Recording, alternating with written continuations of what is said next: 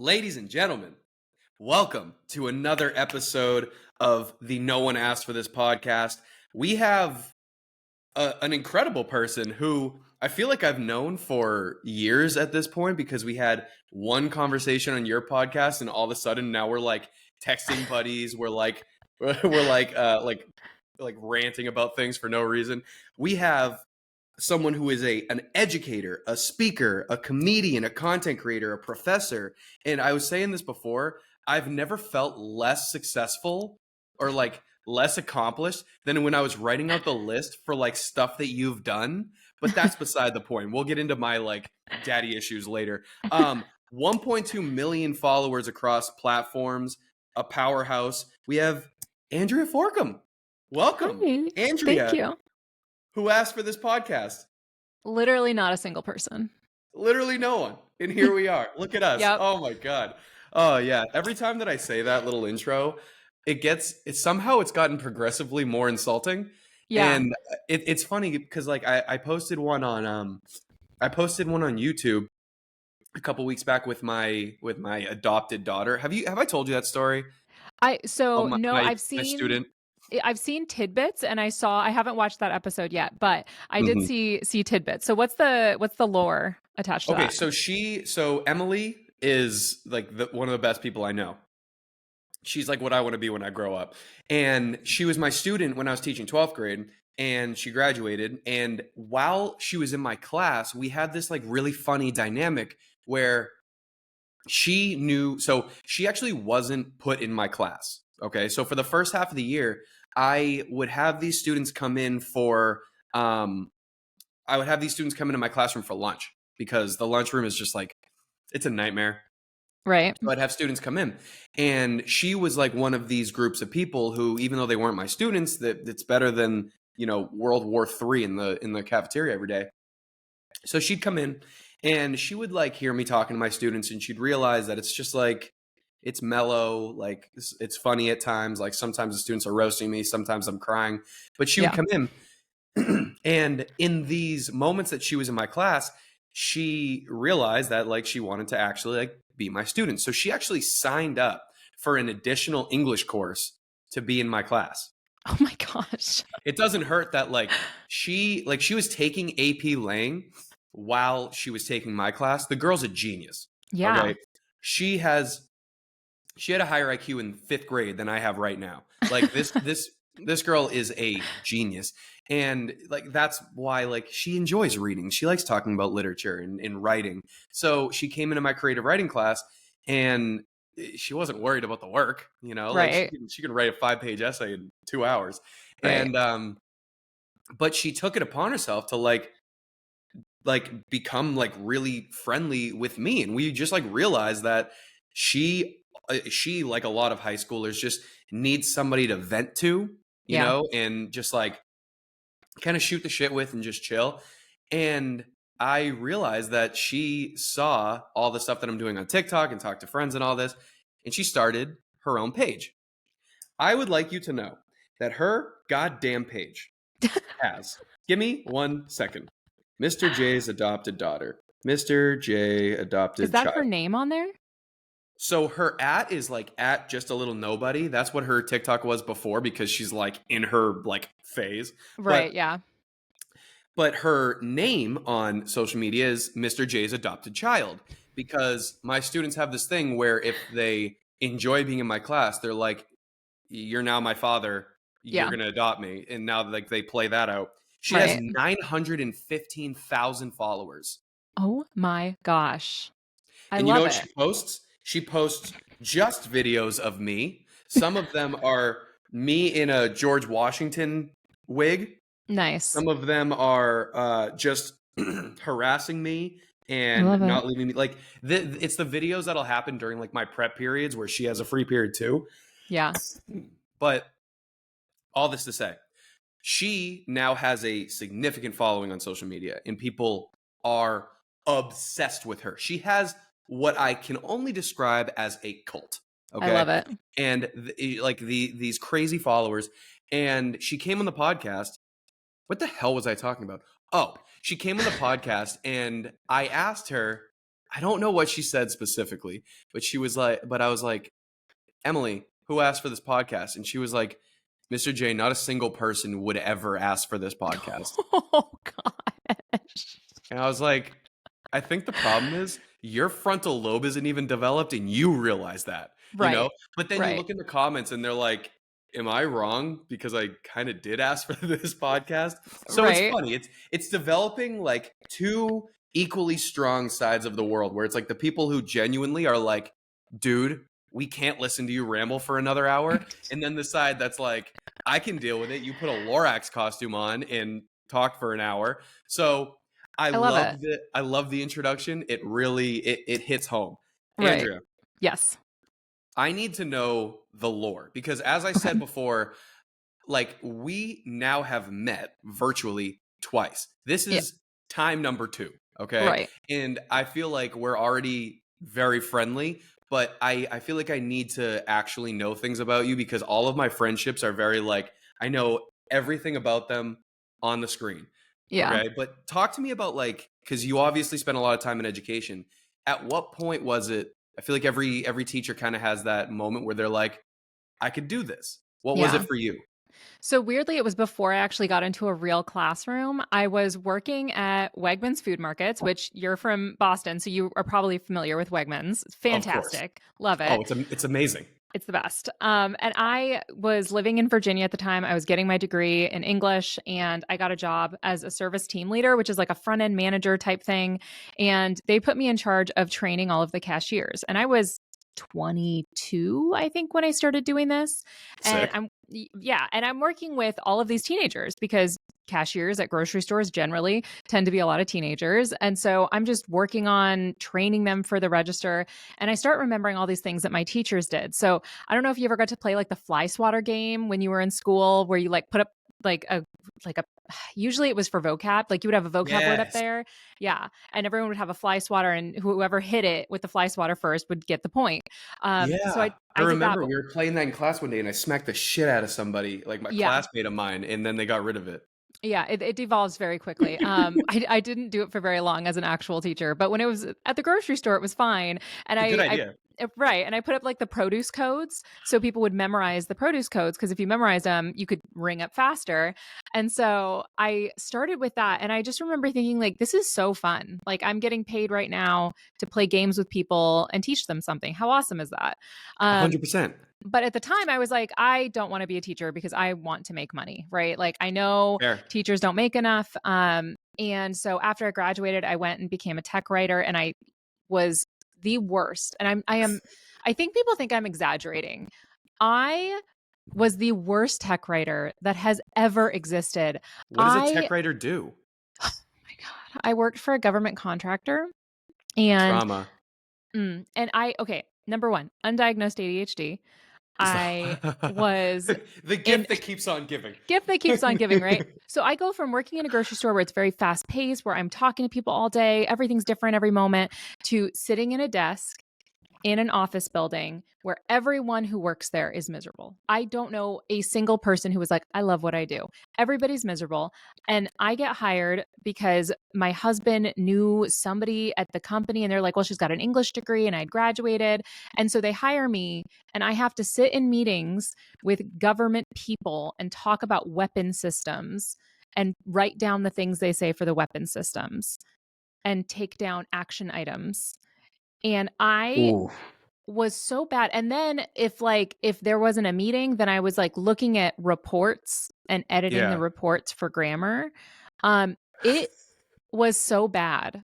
It was so bad. I there were so many days that I just remember sitting there and just Pinterest was really big at the time, so I was just making some really elaborate Pinterest boards while I was at work. So Jeez.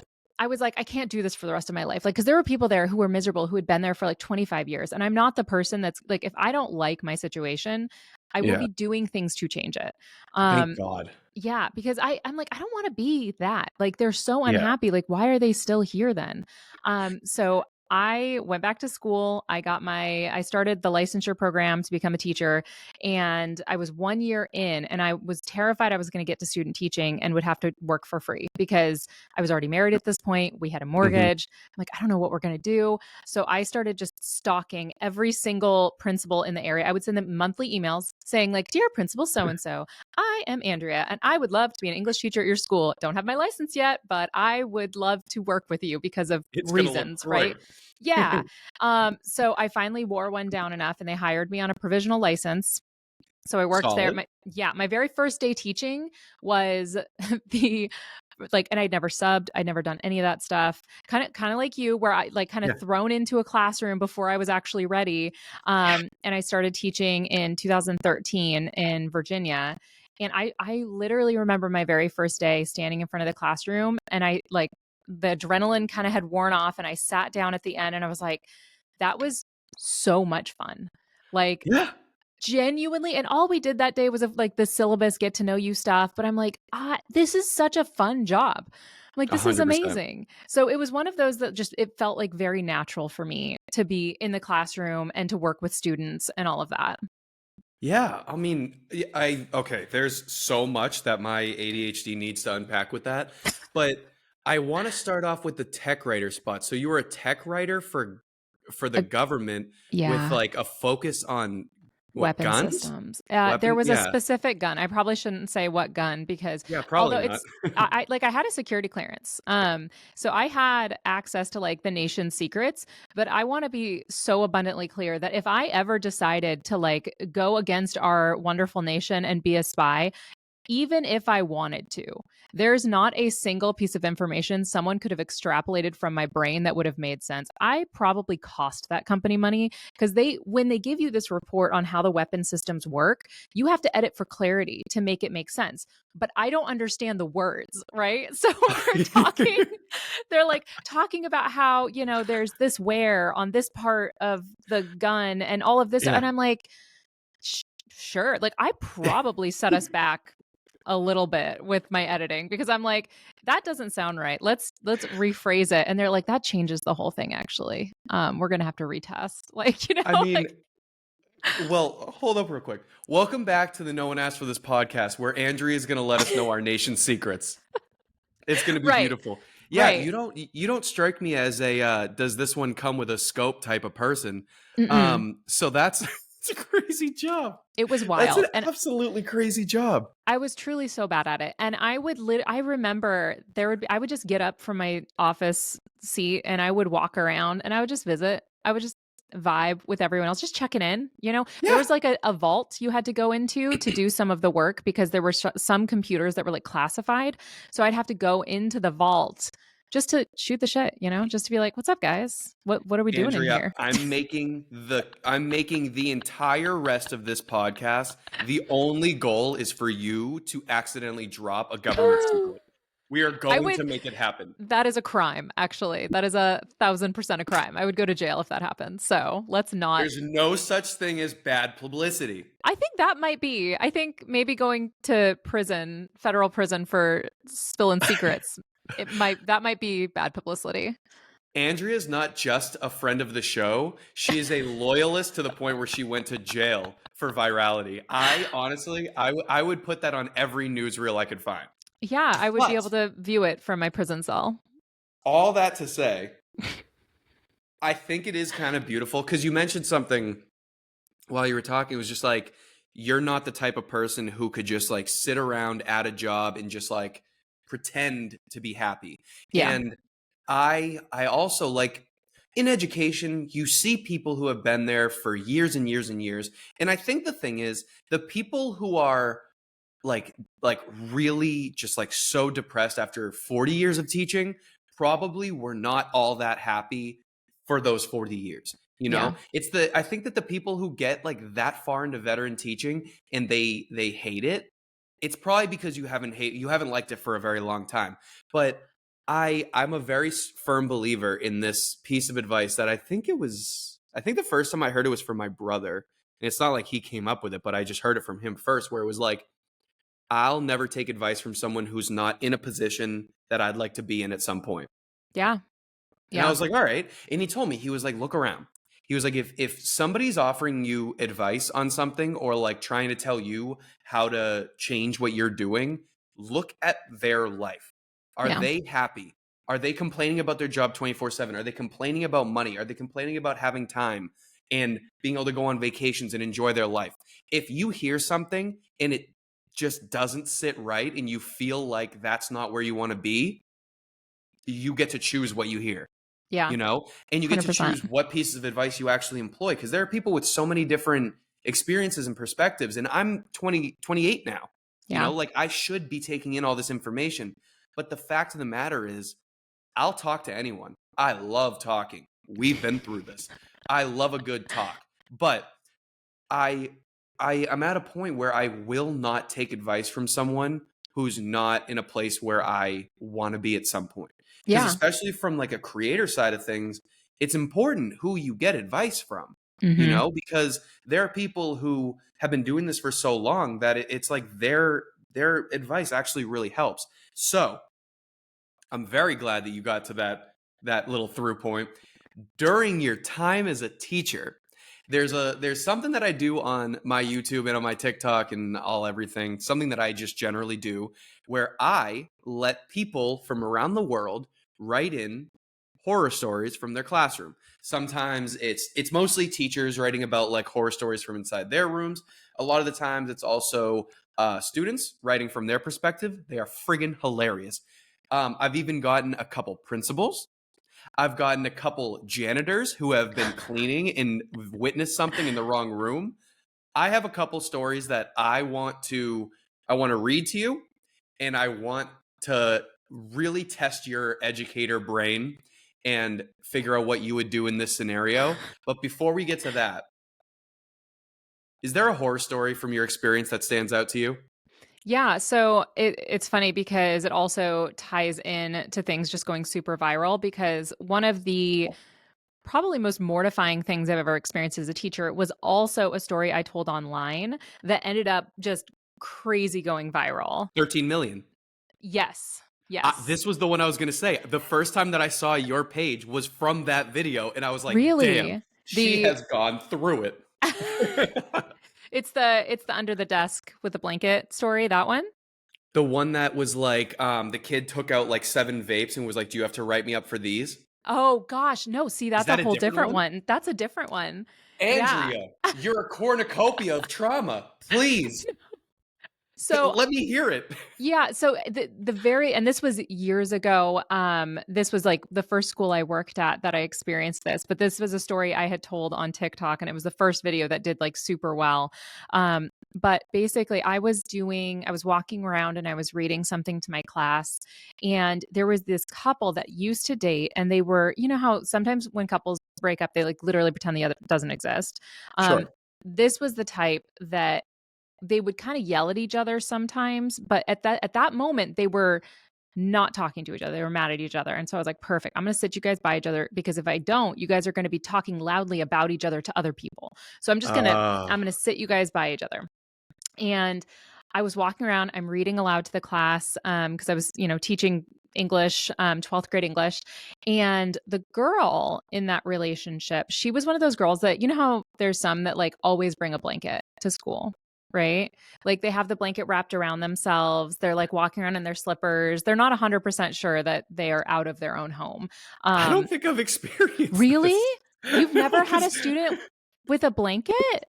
Andrea, if you put a blanket on me right now, I would fall asleep. So I feel like with me, it was like if I ever saw a kid walking with a blanket, I'd be like, listen, Oh I my get it. gosh. So maybe it's also well, no, because that was in Virginia. I was gonna say I saw it in California a lot, but in Mhm. Virginia is where this happened. And I don't know, Jesus. they were just blanket kids. And so she would come in wearing a blanket and like her sweats and whatever. So Yeah. she had that again this day. And so she had taken the blanket and I had all of my seats kind of in pods, and she Okay. was sitting against the wall, and her ex-boyfriend was sitting next to her against the wall. And I can't remember if there were anybody else in front of them, but she had taken the blanket at some point and it was now covering both of their laps. And I was like, I sure hope that they're not getting back together because they're a mess. They shouldn't be dating, all of that. So I'm walking around reading, like just, getting kids to put their phones away, the crap we do when we're trying to do an activity together in class. And Uh-huh. I am across the room and I see that there is a substantial amount of movement happening over his lap. No, no, no, no, Yeah. no, no, no, no. Like I I see it from across the room, and I immediately, like, I just literally am like, "Stop." Like you would with a dog if it was like humping something, like, "Stop. No, stop. Stop. Stop." And her arm just like immediately comes out from under the blanket and I see him kind of like do one of those. And I was so mortified, right? Like Ah, so gross. So I would gross. have I would have moved to the moon. You would never have seen me again. That is It's so oh foul. Christ. It's so foul. And I scolded in that moment and then I honestly I'm trying to remember if I ever like wrote a referral or again, first year teacher, mortified beyond belief. They knew and I knew. Nobody else knew what I was talking about, but they knew and I knew. And I think as they left I said something like, "You're never bringing a blanket into my classroom ever again."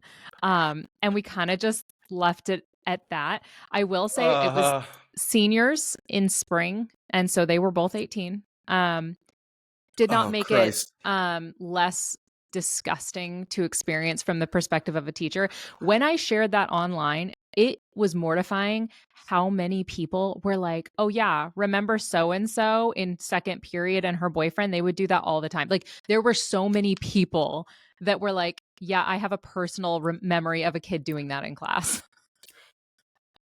What happened to shame? Bring it back. Bring back shame. I I live with this feeling of shame for things I haven't even done. If Right. I oh my god.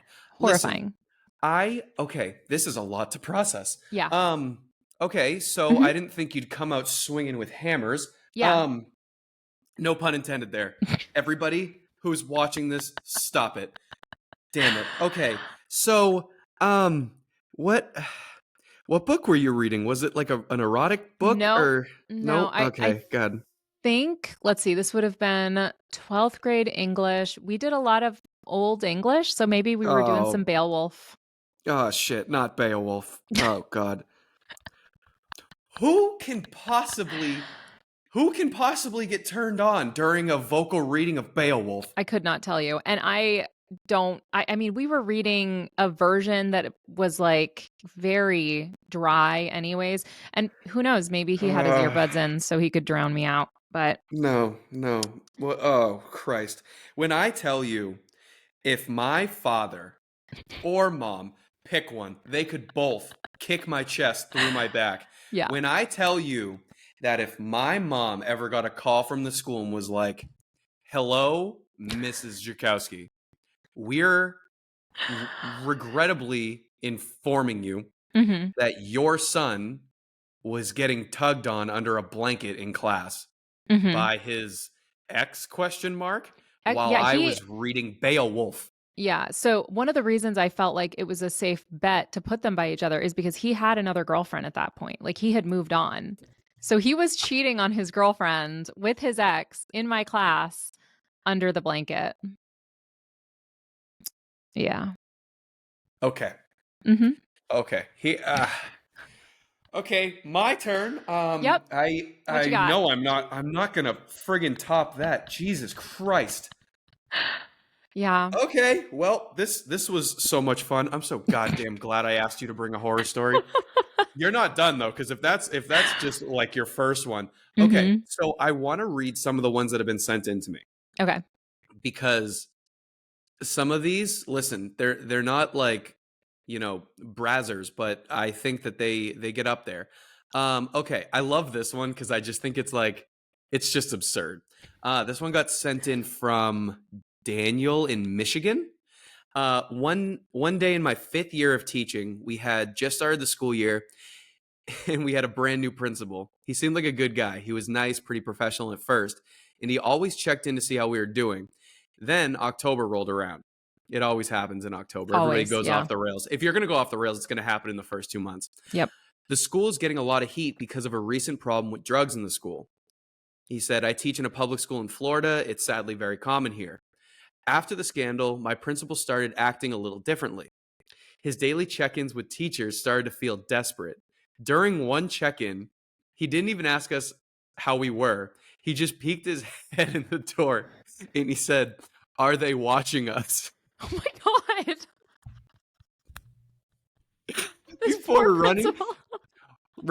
are they watching us? Before running out of my room and down the hall. He left the school Oh. before the end of October. It turns out that he was buying hallucinogens from the students and taking them during school.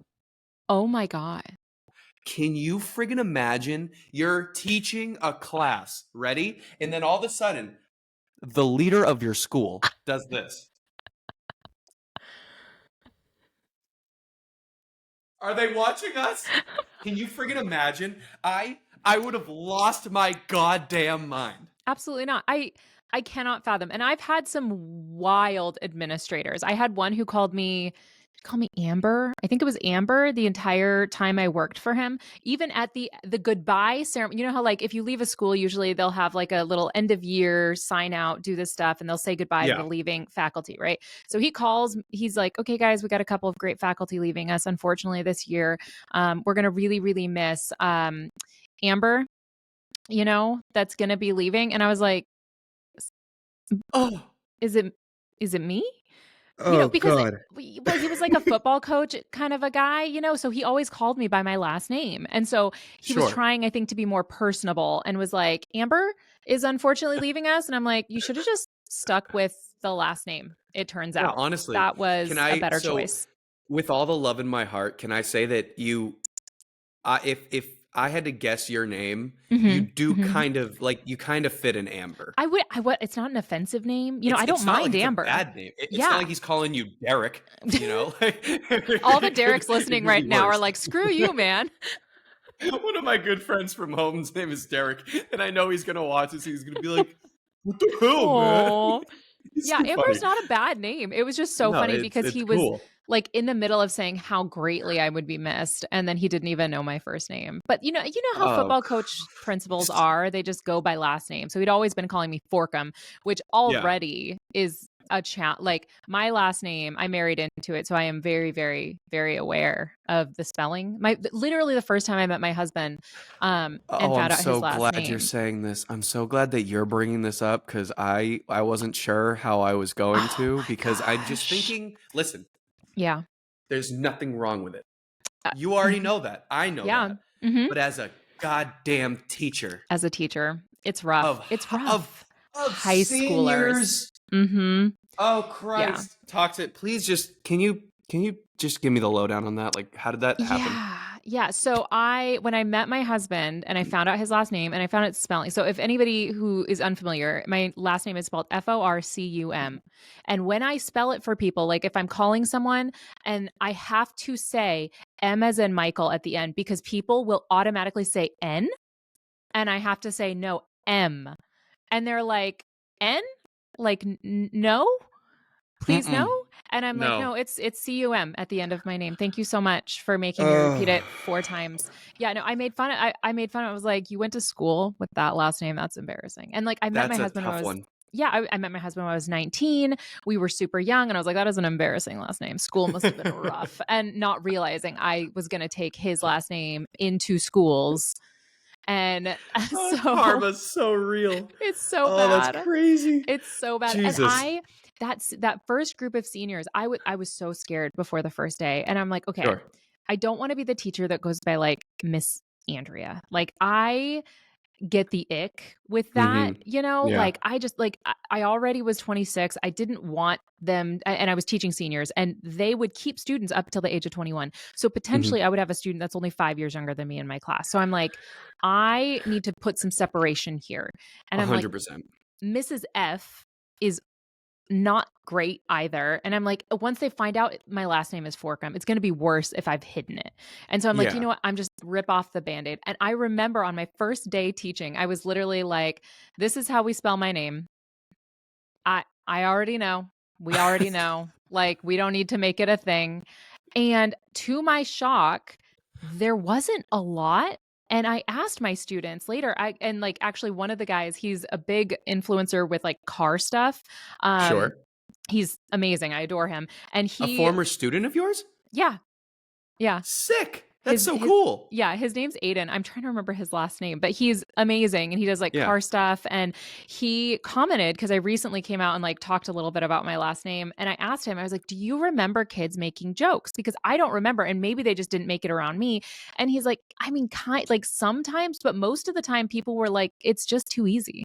Yeah. Like, don't insult our intelligence. Like, okay, your name is got come at the end of it. Like, Yeah. all right. I Like, think that's the thing with high schoolers, I will say. And like having gone, like we talked on your podcast about like how I've taught too many grades where it yeah, was like younger, really, really young, like kindergarten through sixth grade. And then like a substantial jump up to 11 and 12.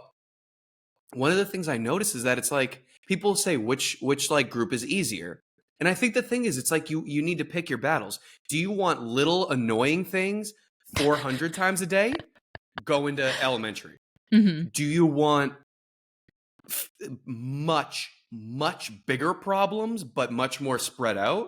Go yeah, into high school. Because the yeah, difference is that like and I taught at a Title I school when I was in high school and like big problems are big, big. gigantic problems, like Yeah. 40-person fights in the hallway that Mhm. I am now enlisted to go help out with.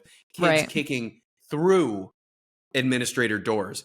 Yeah. Like it's big stuff. But the thing is, on the in between, they're the most chill people in the world, Yeah. and 99% of the kids in the school, like they wouldn't hurt a fly. Like, sure, they're pissed off to be there. I'm pissed off to be there. It's Right. it's early. My coffee hasn't hit yet. Like, I get it. But Right. I think like that's where like the secret's in the sauce, where it's like I have a million things you can make fun of about me. But the Mhm. fact is that like I'm also just like not an asshole and Yeah.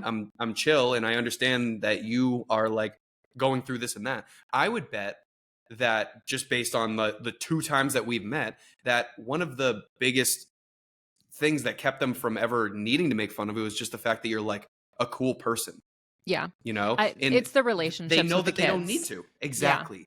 Yeah. Like when I was a student in high school, I was Tyler Jakovsky to so many people, and that was hurtful. But also, it's Right. like I hadn't accumulated that like whatever Right. feeling, Because it's So funny as long as it bothers you, right? Like, that's why they're doing exactly, it. it's Like, funny if it bothers you. right. Because if you had just been like, all right, yeah, or introduced yourself that way, people would be like, well, now it's not fun anymore, right? Like, Exactly. No, I yeah. think the fact that you nipped in the bud right there is like honestly the most perfect way that you could have done it. Andrea, I Yes. need at least one more story. Okay. I need one more from you, and then I'll give you one. If you need time to think about one, I have a list of 12. Oh gosh. Okay. I'm trying to think. I mean, there's so many like little things that Mm-hmm. happen. Um, I had this one kid who again, rural Virginia, right? And so these kids would come in, and this was an area where like you could see the skull can imprint on their jeans. Um, Oh, and because God. they were dipping. Yeah. Vaping hadn't really become a thing yet, and so that was the easy way to get nicotine into their systems while still at school. Um, Sure. and I had one kid that I caught. I could have like I saw him like because he had a little like it wasn't a Dixie cup. He was spitting into like I think it was an empty soda can. Um, So and ballsy. so ballsy, right? Insane behavior, right? And so I'm coming around and I see him do one of those, like his little spit into the soda can. And I was like, "What did you just do?" And he said, "Nothing." And I was like, "What do you have in your soda can?" He said, "Soda." And I said, "Drink it." No. No. No. No. Mm-mm. Nope. Don't do that. I'm gonna So he throw took up. it and he chugged it and then like crunched it so it was closed and threw it away. And I was like, I could take it and be like, no, this was, and I'm like, you know what? That what I just saw there, that was justice. He did not feel well that day, but I do feel like justice was Oh, done. oh my As God, that makes far me want to die. as far as I know, from a legal standpoint, I asked what was in the cup. He said soda, and I said drink it. That's all I legally know. All I you did did not was make. put some sugar in his system. That's it. That's it. My hands are up. Yeah. Where's the crime? That So is possibly the most disgusting thing I've ever heard. And it's honestly like kind of funny that you said that about dip because when you first started talking about Skull, I immediately got sent back to like I had a friend in when we were in middle school, we were just like menaces. Like yeah, I could go off for hours. Like, if you want like a lowdown of what I was like in middle school, just put it in the comments. I'll do that for you. But I'll start off here. Is like we were menaces, and I had a friend Jason who I remember we were in his house and his mom wasn't home and he had dip and whatever, and he he had a lip in, and it was like a fat one. It was like a yeah, type lip, and visibly his mom obvious. came home and he can't spit it anywhere. Right, The carpet's white unless you want to look like you just like unloaded your pants on the floor. right. So he swallowed it, and Oh, he spent.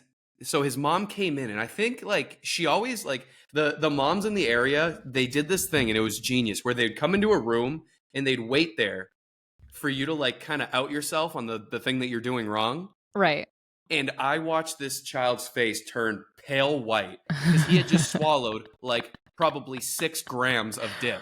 And now it's Oh, like on its way down his throat, and it's the most disgusting thing in the world. oh, And I watched this kid fight back vomiting for yeah. probably 20 minutes. And his mom sat there like, It's good for her.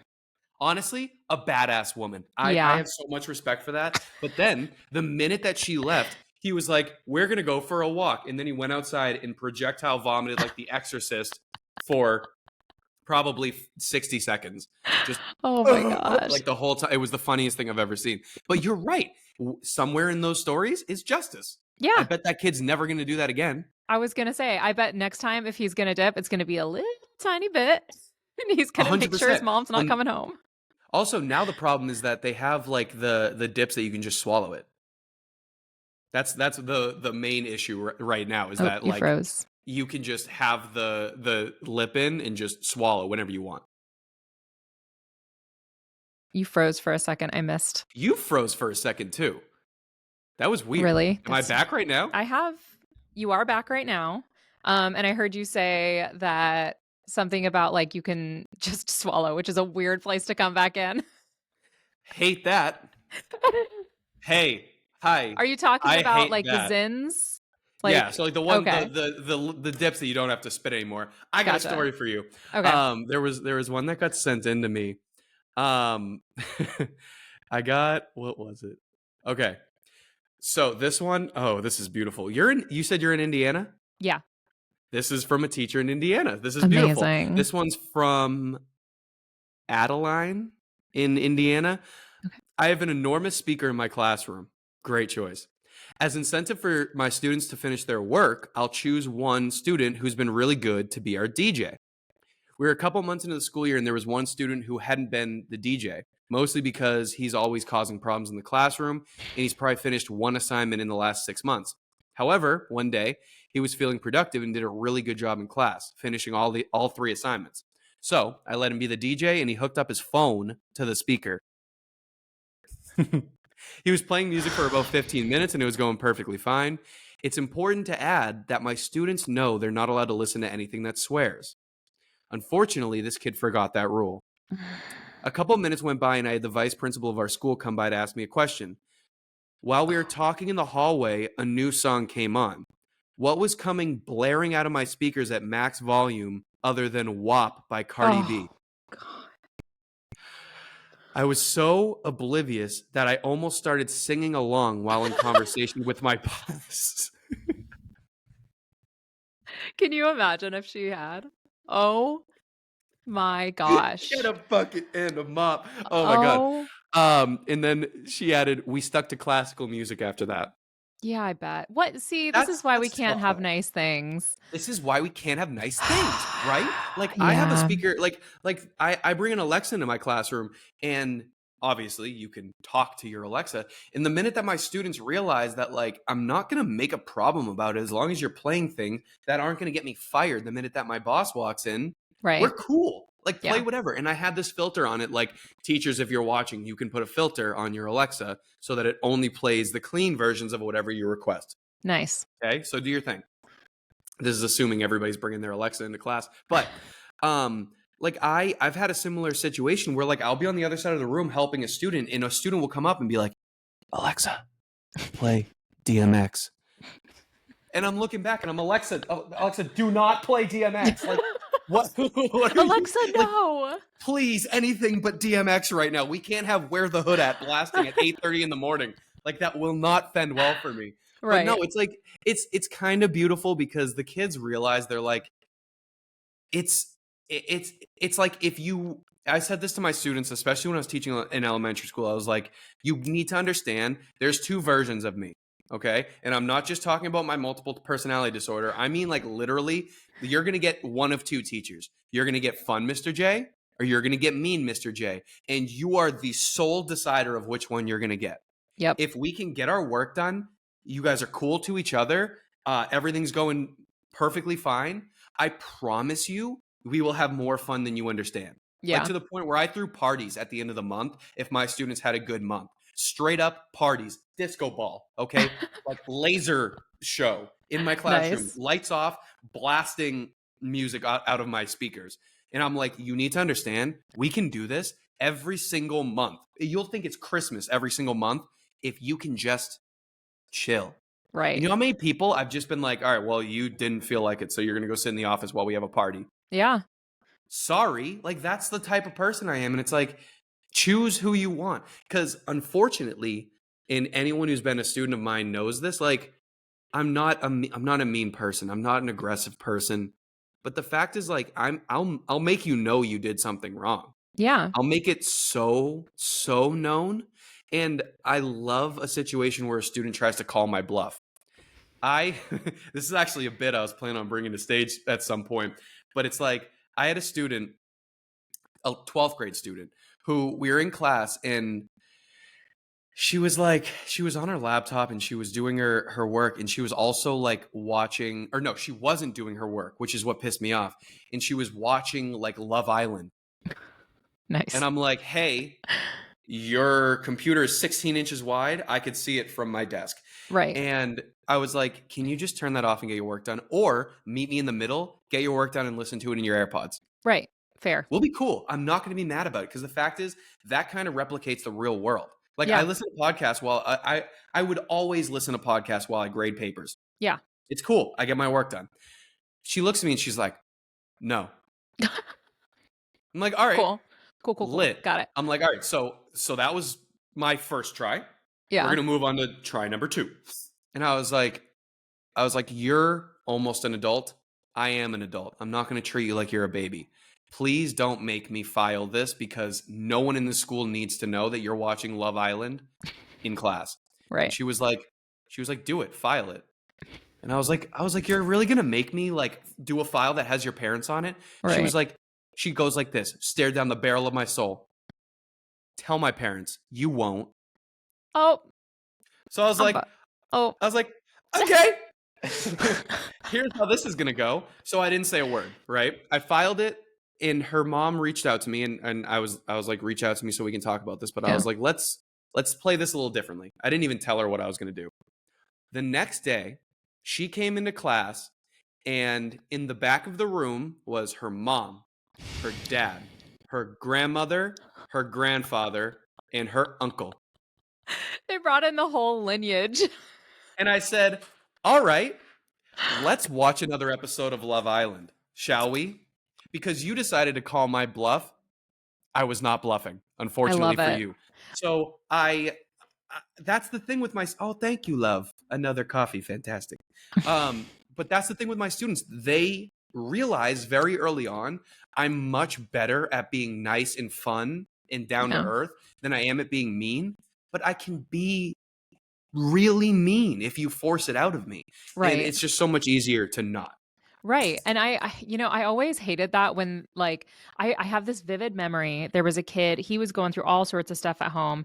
And there was one day where I was like, I need you to get your stuff down, man. Like you're a senior. If you don't pass this class, you're not going to graduate. Like I am begging you to get this work done. And he's like, I'm not going Sure. to do it. And I'm like, I can't make you, but like, please try. And he's like, you know what? F this. And he's like stood up and like grabbed his bag and walked into the hall. And I followed him into the hall and I was like, buddy, I want you to be successful. I really, really do. Please come back to class. And he's literally like, no, F this, and like left campus, left school. And that was one of those where I just remember so vividly, like, that it wasn't us, right? Like Yeah. that girl who's like, you won't, like, like it, like so clearly in my mind was like, this kid is not mad at me. He's mad at himself. He's mad at the world.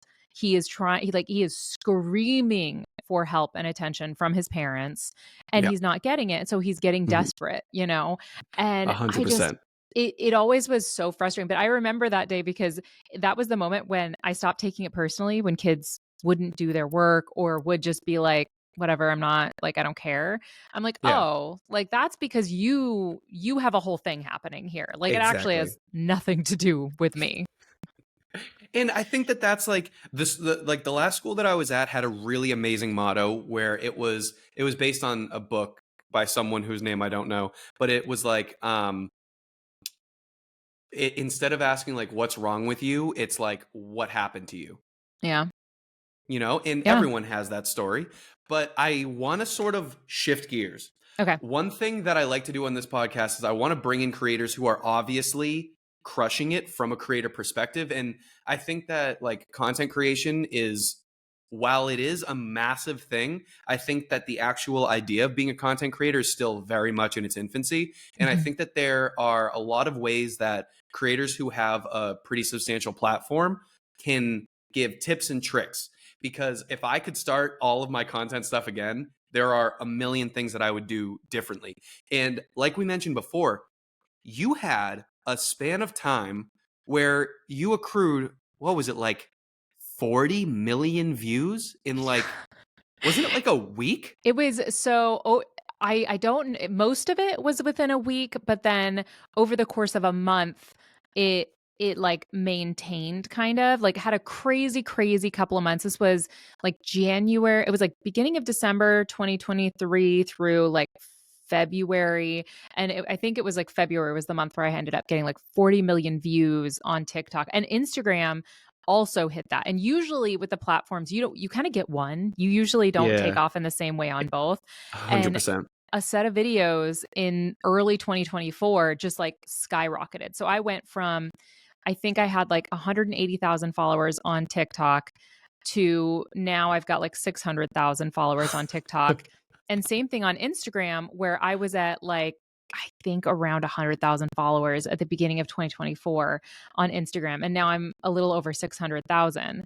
Um and it's just wild because I Yeah, don't when I was creating the content previously, I think the biggest thing is now I am at a university and I have enough time and creative energy to create content. And sure. like I at that point had been working at the university for a full semester, so I wasn't like in survival mode. So I was able to Hmm. start making really consistent content. Yeah. But I don't know if you've had this where like I will make something sometimes, and I think it's the funniest thing in the world, and nobody else either gets it or the algorithm doesn't smile on you that day, or it's just not as good as you think it is. And then I'll make Yeah. something where I'm like, eh, like I got to put something out, and it just skyrockets, and you're like, really? Yeah, 100%. I put out, so I went to see Terrifier 3, right? Like, I Hmm. don't know if you saw this video. I went I to see did Terrifier actually. 3 with my Yeah. friend. Yeah, of course. Friggin' everyone and their cousin did. But I put it out and I just didn't expect anything out of it. And it hit like, I think 850,000 in like 7, 8 hours, if that. Yeah. And I'm like, what the hell? Like, I honestly thought there were a lot of lulls in it. But I guess here's my question. When it Yeah. comes to your posting and like you're posting, you're editing, you're filming, are there any like go-to methods or like strategies? Is there anything that like you kind of hold as your strategy for making these viral videos? Because you don't just get 40 million views for no reason. What is it that Yeah. you think works to accrue that type of viewership? So I think there's a couple of things that I try and do. Obviously, Mhm. if if we could crack the code on doing it every time, it would be awesome. But Be amazing. right. But I think one of the things I noticed is if you can post something in there that makes people ask a question, like you leave something unanswered that makes Hmm. people ask a question, that drives engagement like crazy. Yep. So I had one video right around that time where I had that like 30 million views month, where I talked about how I had a student who made a joke about his dad unaliving himself, and it was 8:30 in the morning, right? I did not say the joke. I don't remember the joke. I don't Yeah. remember. I don't know. I just remember him saying it and laughing and being like, "That's horrible. You can't joke about that," right? That's all I remember Yeah. from the situation, but I didn't tell the joke. And so that was the first thing on that video, and everyone immediately was like, "What was the joke?" Right? Exactly. And so that was huge, like figuring out that like if you can leave something in a way that doesn't feel like it's rage bait, because people get Hmm. mad if you do it too obviously. Um 100%. but if you can leave something unanswered that makes them ask like what, wait, what was it, and want more, that's one of them. If I have 6 different pieces of student behavior that I'm going to put into one video, I'm going to Hmm. try and front load the sex joke, because it always works. Like, I am sorry that we are all 12 and that Yep. we immediately laugh at the joke that has balls in it, but we do. Yep. Like, and someone messaged recently and they're like, why are all of your jokes like anatomical or sex jokes when you're a teacher? And I'm like, I taught high school. High Yeah. It's like schoolers all are that they little talk about. perverts. Like, they're in puberty. Like, they can't help themselves. And that is like the content that's the other thing is I will produce so much content over the course of the week, and people will Yeah. only see the content that goes viral. And guess what? Those are all the jokes about balls. Like, I can't control that. Like, I've been making all of this other stuff, but I'm sorry you don't want to talk about the state of education in our country. That's not what It's your true. algorithm created. Like, No, you're 100% right. Like getting people to move to the comments, and like for instance, I have like a sister-in-law who's trying to trying to grow her social media for her realty career. yeah, I saw And her video. sh- I did you? engaged with it. I did. I went and engaged with it. You're a real one. So, but I'll have her, and then I'll have like a lot of other people asking me like what are some tips and tricks. I actually made a YouTube video where I just like sat down and wrote out all of the things that I do every single time that I post. And I wouldn't say I'm like conspiracy theorist when it comes to like TikTok strategy, but there's some things that I just make like absolutely necessary. First off, if I'm filming something and I need it to be high quality, I never use the front camera of my phone. I Mm, always use the back camera and I put it on HD. And instead of 30 frames per second, I change it to 60. It okay. turns your phone into a professional camera. You got to make sure that you're inside of the screen, obviously, Right. but you got to make sure that you have that. So that's Nice. from the videography standpoint. And it's just like, it's so clean. And when you edit it and you zoom in, it looks so clear. It doesn't get all like foggy. Then lighting.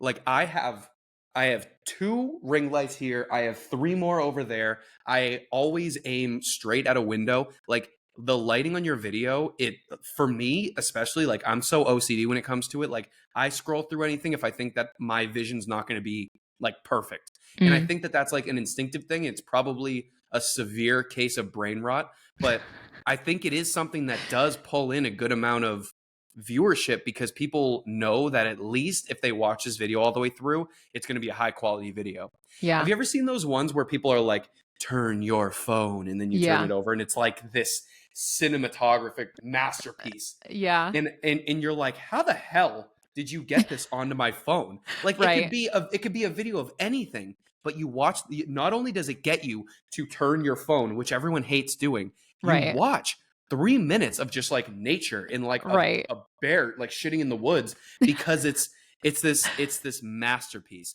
So I Yeah. think that high quality video and high quality light is huge for me. So once that's done, I've always talked about editing, and I use CapCut to edit like everything.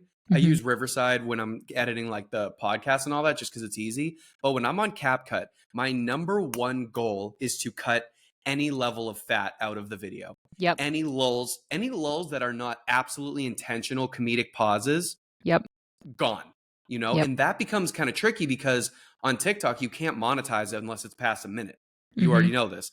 Yep. So when you film a minute and 7 seconds and then you got to cut down anything that's a pause, you want it to go from like conversation, conversation, conversation, Yeah. because in the minds of viewers, they're like, if you pause for even a second, I'm They're going to done. throw my phone through the wall. Yeah. They're going to go find something that actually entertains them. Yep. So the editing is also a huge part of it. Then I don't know if you get this far into it. Maybe I'm probably just a nerd, but I love posting at around 5 p.m. Eastern Standard Time.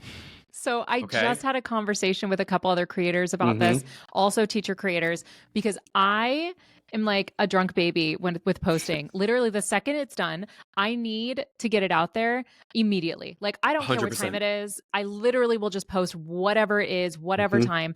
And we were posting about the live shows that we have coming up and all of that kind of stuff. And I was like, okay, yeah, like I'll post it. And they're like, right now, I think it was like noon. And I was like, yeah. And they're like, no, you can post it tonight at like Yeah. 8 p.m. Eastern time. And I'm like, 100%. all right. Like I don't use hashtags. I Mm-hmm. do edit ruthlessly, like you said. Like Yep. and if you look at my early videos and you go to my current ones, that is I think one of the most noticeable things is I I've cut noticed that in out your videos. Your editing's clean. yeah, I make sure I cut out like every spare second that's in there. Mm-hmm. And but yeah, I am the worst about that. So you said 5 p.m. Pacific? So no, I'll usually do 5 p.m. Eastern. Okay. I will always post somewhere between 5 p.m. Eastern time and 6 p.m. Eastern time. So like I'm in LA right now. So if I'm here, I'm posting between 2 and 3 Okay. every single day. Yeah. And I'll the only time that I'll ever post twice in a day is I'll get my long form out at 5 p.m. Eastern time. And then if I have a shorter one that I think is just gonna really go like ridiculously viral. Like I did one where I was dressed as the Lorax. I posted that later at night. And what I like to do is I like to call it a content sandwich, where you have like a longer video that did well, or no, you have a shorter video that did well from the night before. You have a long video that you're trying to get to do better so that you can make money off of it. And then a shorter video after that. People see the shorter video and they're like, oh, this is funny. I'll watch his other most recent one. You Yeah. know, so then it pulls people into watching the one that you actually like kind of care about going Right. viral, Yeah. and that helps. It's not very often that I do like the double posting in a day, but the absolute max that I'll post is twice in a day. I remember when I very first started out and making content was like the end of 2019, and people were posting like 15 videos a day, Yeah. and just they would take like this 10-minute long video and they'd cut it up into 15 different short videos, and they would just post it, and they're like, one of these will go viral. And I'm like, yes, but that also means that your page is going to be stuffed with just like these throwaway videos that you just didn't feel like posting because you didn't think that they'd go Mm. viral. Right. Right. Right. But that's the thing for me is I always post that. And then the last piece of the puzzle for me is you need to make sure that in the first 20-ish minutes of that video, you're getting some level of engagement. We all have significant others and friends and family. Like I'll always like my friends and family know when I post, and a lot of them are like just super supportive in general, so they'll jump over to my page when they see that I posted. But if you can get likes, comments, shares, add to favorites within those first 20 minutes and watching all the way through, the algorithm's going to take your video and send it to the moon, Yeah. you know? So that really is all that I've ever really considered. And then it's just like consistency. Like the only time Mhm. I try to post once a day, and the only time that I ever don't post once a day is when I either am like, I went on a trip to go canoeing in Maine, and we were just so far off the grid that we just didn't have internet. And I was Yeah. like, okay, this could be not good. We'll see. I ended up actually gaining a lot of followers because I told them, I was like, you're not going to see me for a minute. So Right. let me know if like humanity ends and like society falls. But that's the thing is it's like I'll almost always post once a day, and it's like that'll gain you followers because people know that they can rely on you to provide that entertainment on a daily basis. Yeah. So I don't know. I feel like that's been helpful for me in Yeah. growth.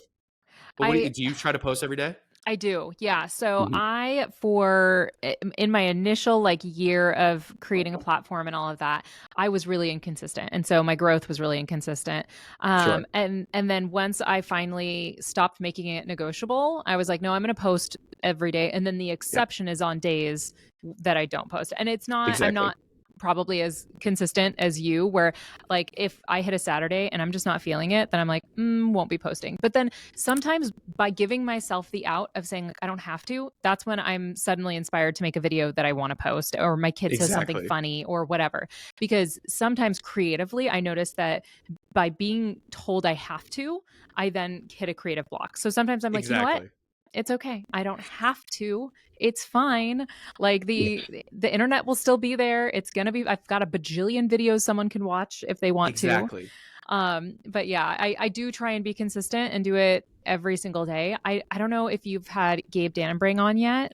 I Um, haven't had him on here, but I've been on podcasts with him so much. okay, so great, so Yeah. funny. He's And awesome. he and I talked a lot about that because he actually takes like a break. Like he takes like almost the whole summer off sometimes, where he will just take a break from posting.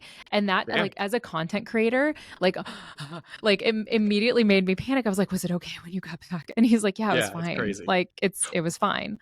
Well, I think like I got myself into this situation where unfortunately I was able to see firsthand the effects of consistency, Hmm. because I think that like people don't recognize how volatile TikTok is when it comes to growth. Yeah. Like this time last year, well, not this time, like the end of October last year, I had just hit 1 million followers.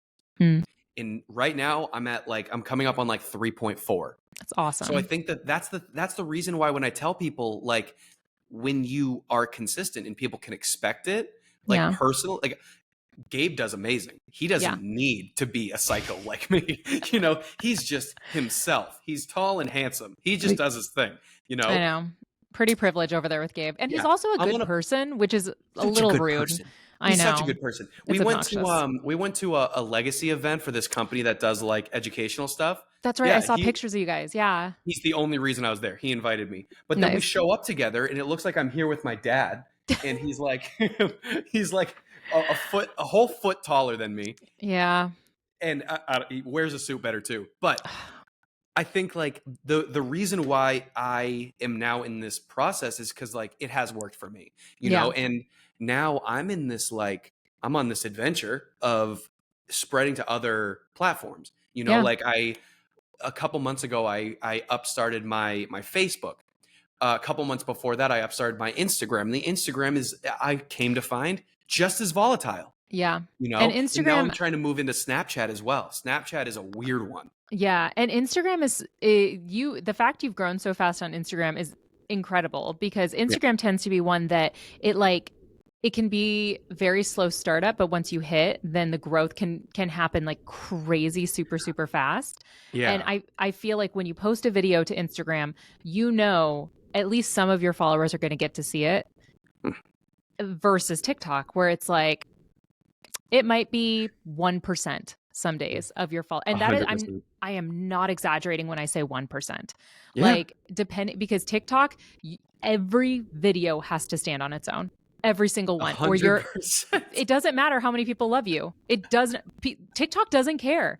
They don't They care don't. if you have 3 million followers. Mhm. If your video does not stand on its own, nobody gets to see it. Hundred Like percent. It has to have its own storyline. And yeah. and what's crazy is I think that like again, like I couldn't agree more. I was not expecting the Instagram to pop off the way that it did. But what's beautiful about Instagram is, well, it's beautiful and it's also kind of like a curse in the same way, is that like Instagram is we're not worrying about payments, Mhm. because Instagram, like they did the bonuses where you can get paid for it, Their but that was monetization like sucks so bad. if Andrea, when I tell you that if I could make money on Instagram in the same exact way that I do on TikTok Mhm. for the number of views equals this amount of dollars, Yeah. we would be doing great. Millionaires. Like Yeah. literally we'd be doing just fine. Yeah. But with Instagram, like I don't have to worry about being over a minute. I can post Right. something that's 6 seconds long. And the thing is, I'm so much funnier for 6 seconds than I am for a minute.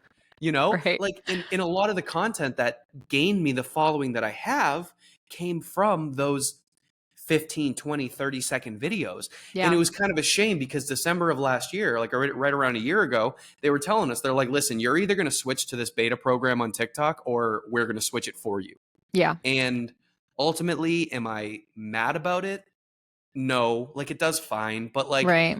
it's a shame because I have so many shorter videos, and I think that I would save so much so many people so much time if I Yeah. could just like monetize those shorter videos. So that's where like the Facebooks, the Instagrams, the Snapchats are coming along because they all have payment programs, but they're Mhm. not all like actively taking place. Right. But I think ultimately I agree. I think and here's one thing I will say for the people watching specifically for advice for creation, consistency is the number one thing I've heard across any creator on any Yeah. platform in any capacity.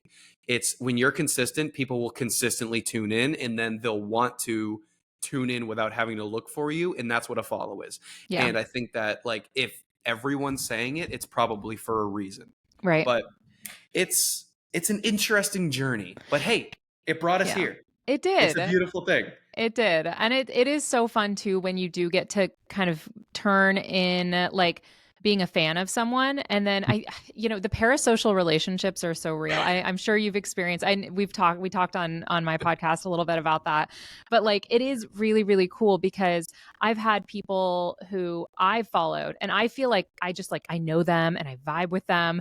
And then I Yeah, actually get to meet them and I do. And it is really, 100%. really cool because, and I think it happens most when people are really authentic online and they're actually acting the way that they are in real life. Like Yeah.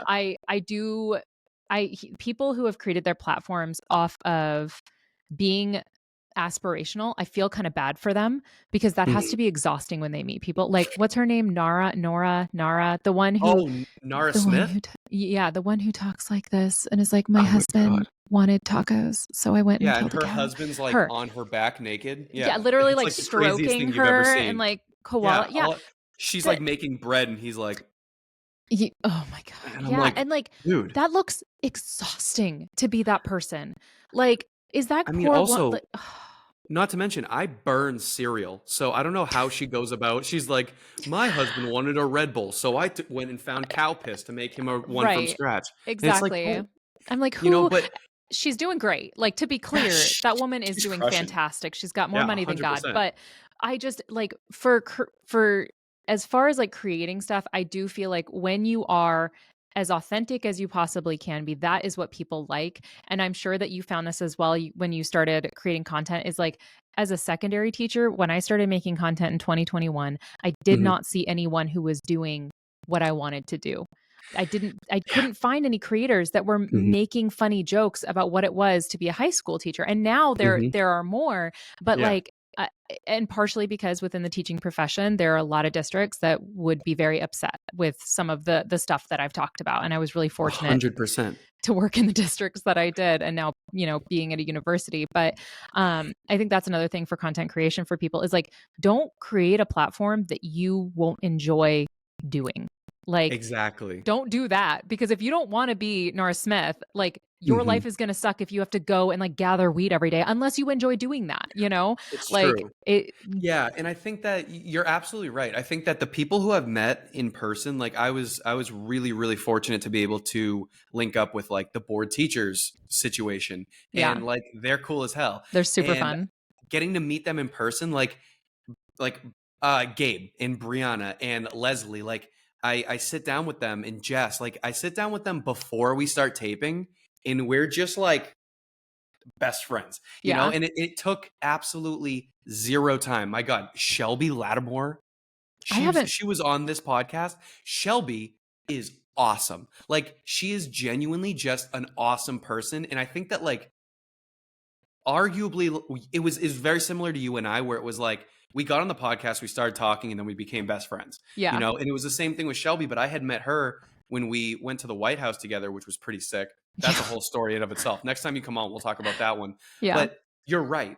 Every person that I've met who has been a content creator and I get to see them in the flesh, they are as funny, as down to earth, as chill and social and caring as they are on the internet. And I Yeah. think that having that piece of like evidence, and also podcasting is a great outlet for that, because nobody can, like, it's hard to play it out for an hour straight, Yeah. you know, and then Yeah. have like fluid conversation. I wrote down two things for this. I wrote down getting into education, and then I wrote down content creation. We've been talking for an hour and 9 minutes. And Yeah. it's like, but that's a really good sign. Like Shelby and I, we could have talked for 4 hours if we needed to. And I Right. think that goes to show, you're right. These people who I've had the opportunity to meet are successful because they're themselves, you Yeah. know? And I think that that's a beautiful thing, is that if somebody's watching this and they're trying to get into social media and trying to become a content creator, the best thing you can do is be your own niche. Yeah. You know, obviously have like a theme and a topic and like something to say, but also like while you're a vessel for that theme, just be you. Because Yeah. ultimately, you're going to find a group of people that love you. You're going to find groups of people that hate you. Welcome to the Yeah. internet. You And know, I there are think groups of people that hate me. And I think one of the things that people should also realize is not to be discouraged if there's other people in that niche and you feel, because there's so many people that will occasionally tag me if someone else is telling like a funny teacher story. And even if they do it in a similar style to the way that I do it, I'm like, guys, that's fine. Like I Yeah. encourage as many people to talk about what they're going through, like, because they're not going to do it like me. They're not going to Yeah. be me. They're going to do it like them. And that's fantastic. And we need more. Like, we need more voices telling their stories. Yeah.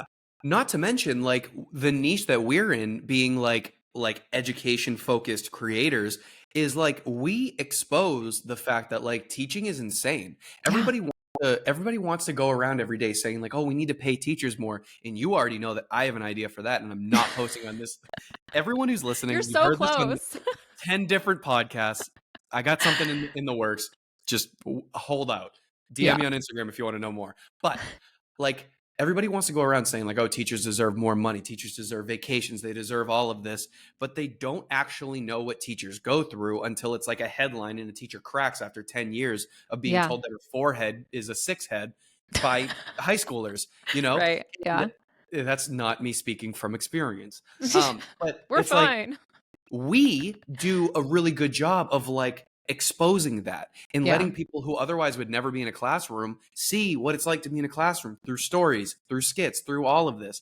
Yeah. And I think that that's actually a really beautiful thing, because we're doing a justice to the teachers who deal with it every single day and have no outlet to talk about it. That's why I Yeah. love reading other teachers' stories, you know? Yeah. But Andrea, this has been incredible again, Agreed. you know, and Yeah. I think that there's no doubt in my mind you're coming back on my podcast and I'm coming back on yours, because when I Absolutely. have something that I can finally talk about because it's ready, I know. we can Come talk on. about all that. I'm going to be putting that everywhere. Tell the people where they can find you and what you have going on. Okay, so I have a podcast called Those Who Can't Do. It's very much same vibe as what you saw here today with Tyler. I have lots of teacher creators and comedians and all of that come on, and it's just super fun hangs. And then I also obviously am on TikTok and Instagram and YouTube, Educator Andrea. And I have a live show coming up in Indianapolis and Chicago. It's called The Teacher's Lounge. And I'm going to be on with Phil and Gasper, who are also two teacher comedians. Hmm. I'm trying to remember. I can't remember the website for that. But if you go to podcasterandrea.com, you'll see all of the links to all the things. Beautiful. Yeah. Yeah. And it's funny, like, okay, first and foremost, everyone needs to know I went on Andrea's podcast like a couple days ago. That episode's coming out December 5th. Is that a Thursday? Probably. Who Probably. knows? That Thursday. Her podcast with me is coming out, and I don't know that I've ever had so much fun on a podcast. It's I, like it was like a dumb podcast. it was, I have never ever. We did the same thing that we did today, where yeah. you had all these things written down. I brought in a friggin' article. I did Yeah. homework, and Did then we we even just ended talk up about the like, article? no, Did we? Okay. I didn't no, think we so. didn't, because we had so much random shit to just talk about. Yeah. But listen, we are not done here, and I love all of these communities that we've been able to come up with. Thank you so much for coming on. We'll see you again very soon. Everybody else, you could be anywhere but you're here, and that's dope. I really appreciate you for coming back on for another episode of the No One Asked for This podcast. We will see you in the next episode. See Bye. ya. Yay. Oh my